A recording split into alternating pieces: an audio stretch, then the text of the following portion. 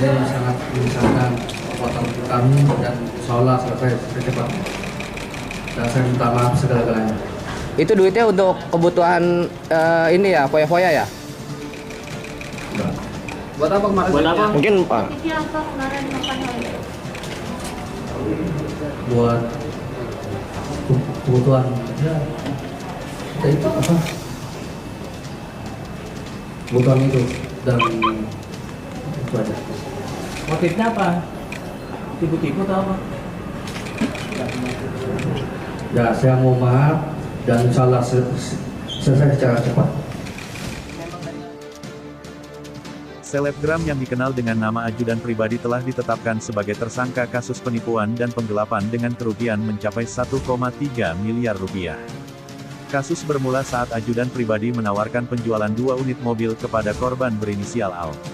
Korban diketahui merupakan seorang pengusaha.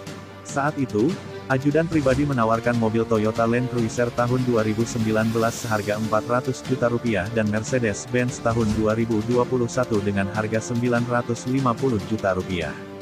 Setelah korban menyetujui dan menyepakati tawaran penjualan mobil tersebut, maka korban Al mentransfer uang ke rekening. Korban pertama kali mentransfer uang kepada ajudan pribadi pada tanggal 2 Desember tahun 2021 sejumlah 400 juta rupiah. Ini uang untuk pembelian mobil Toyota Land Cruiser.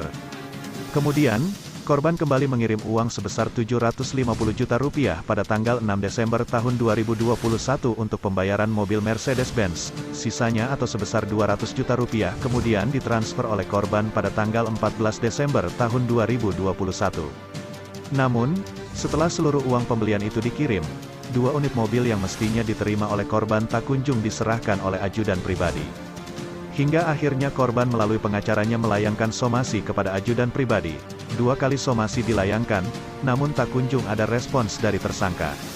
Korban berinisial Al lantas melaporkan ajudan pribadi ke Polres Metro Jakarta Selatan pada tanggal 19 November tahun 2022. Dari laporan itu, polisi melakukan penyelidikan dengan meminta keterangan dari berbagai pihak, termasuk pelapor hingga ajudan pribadi selaku terlapor. Namun, ajudan pribadi tak pernah memenuhi panggilan. Kendati demikian, dalam proses ini penyidik telah menemukan unsur pidana sehingga kasus ini ditingkatkan ke penyidikan. Dalam proses penyidikan, polisi kembali memanggil ajudan pribadi untuk diperiksa, namun, yang bersangkutan 2 kali mangkir dari agenda pemeriksaan tanpa alasan jelas. Sehingga penyidik mengambil langkah dengan menerbitkan surat perintah membawa saksi terhadap pelapor, ucap Syahdudi. Penyidik lalu mendapat informasi soal keberadaan ajudan pribadi di Makassar, Sulawesi Selatan. Penyidik berangkat ke sana dan berupaya mencari keberadaan ajudan pribadi di kediamannya, namun nihil. Kemudian selama beberapa hari melakukan pengamatan diperoleh informasi terlapor ini sedang mengendarai kendaraan bermotor di suatu jalan di kota Makassar, tutur Syahdudi. Kemudian penyidik menghentikan kendaraan tersebut untuk melakukan pemeriksaan dan ternyata benar di dalam mobil tersebut terdapat terlapor atas nama A, sambungnya. Usai ditangkap, ajudan pribadi dibawa ke Jakarta dan menjalani serangkaian pemeriksaan hingga akhirnya ditetapkan sebagai tersangka. Dalam kasus ini, ajudan pribadi dijerat pasal 378 KUHP tentang penipuan dan atau pasal 372 KUHP tentang penggelapan dengan ancaman pidana 4 tahun penjara.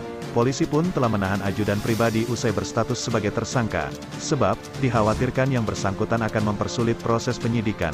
Apakah itu melarikan diri, menghilangkan barang bukti, dan atau mengulangi perbuatannya, ucap Syahdudi.